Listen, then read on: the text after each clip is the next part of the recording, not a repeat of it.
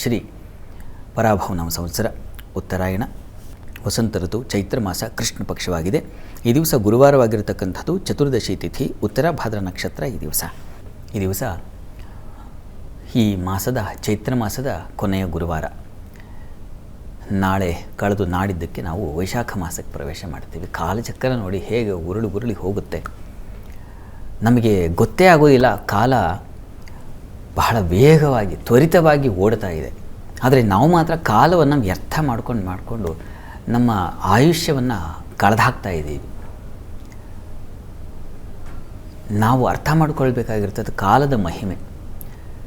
ನಾವು ಈ ದಿವಸ ಗುರುವಾರ ವಸ್ತುತಃ ಜಗದ್ಗುರುವಾಗಿರ್ತಕ್ಕಂಥವನು ಆ ಕೃಷ್ಣ ಪರಮಾತ್ಮ, ಕೃಷ್ಣಂ ವಂದೇ ಜಗದ್ಗುರುಂ ಅಂತ ನಾವು ಅವನನ್ನು ಗೀತಾಚಾರ್ಯ, ಮಹಾಚಾರ್ಯ ಅಂತೆಲ್ಲ ಗುರುತಿಸಿದ್ದೀವಿ. ಆತ ಹೇಳ್ತಾನೆ, ಕಾಲವೇ ನಾನು ಆಗಿದ್ದೀನಿ, ಹೀಗಾಗಿ ಕಾಲದ ಮಹಿಮೆಯನ್ನು ಅರ್ಥ ಮಾಡ್ಕೊಳ್ಬೇಕು ಅಂತ ಕೃಷ್ಣ ನಮಗೆ ತಿಳಿವನ್ನು ಕೊಟ್ಟಿದ್ದಾನೆ. ಆದರೆ ನಾವು ತಿಳ್ಕೊಳ್ಳಲ್ಲ. ಕಾಲವನ್ನು ಯಾವುದೋ ಬೇಡದ ಕೆಲಸಗಳಿಗೆ, ಇನ್ಯಾವುದೋ ಒಂದು ಕಲಹ ಅಥವಾ ಇನ್ಯಾವುದೋ ಒಂದು ವ್ಯಸನ ಅಥವಾ ಇನ್ಯಾವುದೋ ಒಂದು ಬಾಲ ಹಿಡ್ಕೊಂಡು ಹೊರಟ್ಬಿಡ್ತೀವಿ. ಅವುಗಳಲ್ಲಿ ನಮ್ಮ ಆಯುಷ್ಯವನ್ನು, ನಮ್ಮ ಅಮೂಲ್ಯವಾದ ಜೀವ ಮೌಲ್ಯ ಎಷ್ಟಿದೆ ಅನ್ನೋದು ಇದು ಗೊತ್ತಾಗೋದಿಲ್ಲ ನಮಗೆ. ಹೀಗಾಗಿಯೇ ನಾವು ಮಹನೀಯರ ದರ್ಶನ ಇತ್ಯಾದಿ ಯಾಕೆ ನಾವು ನೋಡಬೇಕು ಅಂತಂದರೆ, ಈ ಶರೀರ ಮನುಷ್ಯ, ಶಂಕರಾಚಾರ್ಯರು ಹೇಳ್ತಾರೆ, ಮಾನವ ಜನ್ಮ ದುರ್ಲಭವಾದದ್ದು ಅಂತ, ಅತ್ಯಂತ ದುರ್ಲಭವಾದದ್ದು. ಅವುಗಳಲ್ಲಿ ಈ ಒಂದು ನಮಗೆ ವಿವೇಕ, ಅರಿವಿದೆ, ಆಲೋಚನಾ ಶಕ್ತಿ ಇದೆ. ಹೀಗಿದ್ದಾಗ ನಾವು ಕಾಲವನ್ನು ವ್ಯರ್ಥ ಮಾಡದೆ, ವ್ಯಯಿಸದೆ ಬೇರೆದಕ್ಕೆ ವ್ಯಯಿಸಬೇಕು, ಒಳ್ಳೆಯವುಗಳಿಗೆ. ಇದೆಲ್ಲ ನಮಗೆ ಅರ್ಥ ಆಗಬೇಕಾಗಿದ್ದರೆ ಇಂಥ ಸಾಧು ಸಂತರ, ಮಹನೀಯರ ಅವರ ಒಂದು ಸಂಪರ್ಕ ಏರ್ಪಾಡಾಗಬೇಕಾಗತ್ತೆ. ದೊಡ್ಡವರ ಅಥವಾ ಅಂಥ ಪುಸ್ತಕಗಳನ್ನು ಓದ್ಕೋಬೇಕಾಗತ್ತೆ. ಅಂಥವರ ಸಂಪರ್ಕ ನಮಗೆ ಕಷ್ಟ. ಇದಾರೆ ತುಂಬ ಜನ ಮಹಿಮಾ ಕಲಿಯುಗದಲ್ಲಿ ಇಲ್ಲ ಅಂತ ನಾವು ಅಂದ್ಕೋತೀವಿ.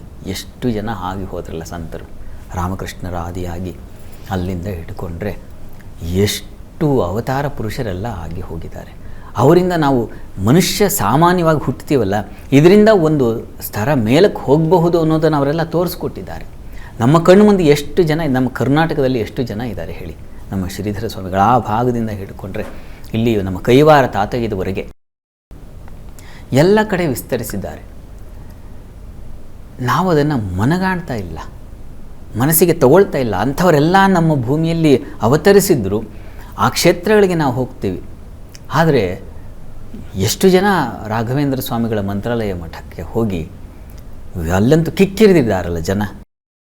ಹೋಗಿ ಬಂದರೆ ಆಯಿತಾ, ಅಲ್ಲಿ ಹೋಗಿ ಆ ಸಂಸ್ಕಾರವನ್ನು ತಗೋಬೇಕಲ್ವ. ನಾವು ವಸ್ತುತಃ ಗುರು ಸನ್ನಿಧಾನಕ್ಕೆ ಯಾಕಾಗಿ ಹೋಗೋದು? ಅನುಗ್ರಹದಿಂದಾಗಿ ನಮ್ಮ ಸ್ವಭಾವಗಳು ಮೇಲಕ್ಕೆ ಉತ್ಕರ್ಷವಾಗಬೇಕು. ಅದು ಪ್ರಧಾನವಾದ ಉದ್ದೇಶ, ಗುರಿ ಹೋಗ್ತಕ್ಕಂಥದ್ದು. ಇದಾಗದೇ ಇದ್ದರೆ ನಾವು ಅಧೋಮುಖವಾಗಿ ಹೋಗ್ತಾ ಇರ್ತೀವಿ. ಹೀಗಾಗಿ ಗುರುವಾರ ದಿವಸ ಬಂದಿದೆ ಅಂತಂದರೆ ಗುರು ಪ್ರಾರ್ಥನೆಗಳನ್ನು ಮಾಡೋದ್ರ ಜೊತೆಗೆ ಗುರು ಸಂದೇಶಗಳನ್ನು ನಾವು ಅರ್ಥ ಮಾಡ್ಕೋಬೇಕು. ಭಗವದ್ಭಕ್ತಿ ಹೇಗುಂಟಾಗುತ್ತೆ ಅಂತ ತೋರಿಸ್ಕೊಟ್ಟಿದ್ದಾರೆ. ಅನೇಕ ಜನ ಅದನ್ನು ಅನುಭವಿಸಿದ್ದಾರೆ. ಪದೇ ನನಗೆ ರಾಮಕೃಷ್ಣರ ನೆನಪಾಗುತ್ತೆ.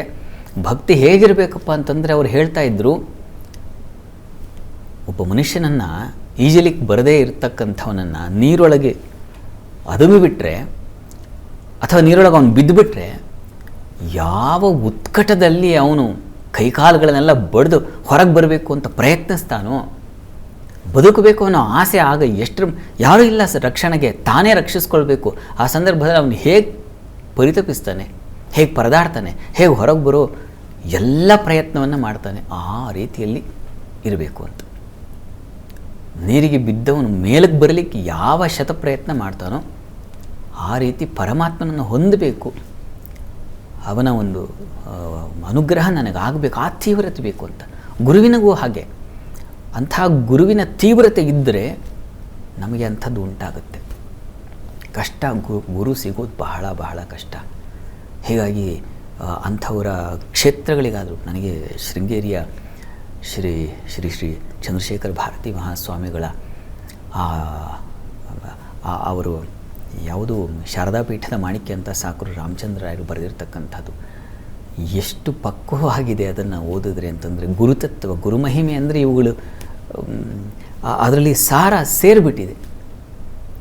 ಅವರ ವರ್ತನೆ, ಅವರ ವ್ಯಕ್ತಿತ್ವ ಹೇಗಿತ್ತು ಅನ್ನೋದನ್ನು ಅಂಥ ಕ್ಷೇತ್ರಗಳಿಗೆ ಹೋಗಿ ಬಂದರೆ ನಮಗೆ ನಿಜವಾಗಿಯೂ ಅಂತರಂಗದಲ್ಲಿ ಒಂದು ಬದಲಾವಣೆ ಉಂಟಾಗುತ್ತೆ.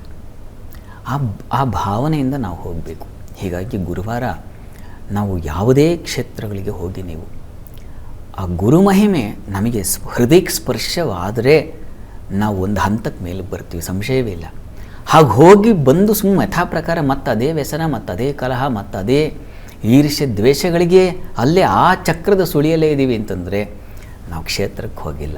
ಸುಮ್ಮನೆ ಶರೀರವೋ ನಮ್ಮ ವಾಹನವೋ ಹೋಗಿ ಒಂದಷ್ಟು ದುಡ್ಡು ಖರ್ಚಾಗಿ ಬಂದಿದ್ದೀವಿ ವಿನಃ ಕಿಂಚಿತ್ತೂ ಪ್ರಯೋಜನ ಆಗಿಲ್ಲ ಅಂತ ಅನಿಸುತ್ತೆ.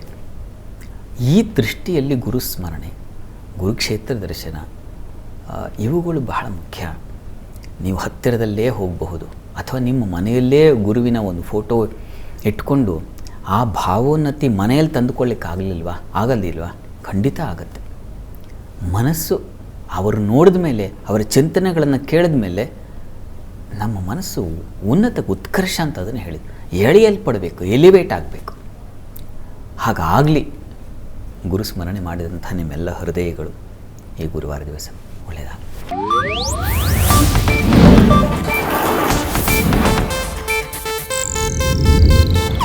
ಇದು ಏಷ್ಯಾನೆಟ್ ನ್ಯೂಸ್ ನೆಟ್ವರ್ಕ್ ಪ್ರಸ್ತುತಿ.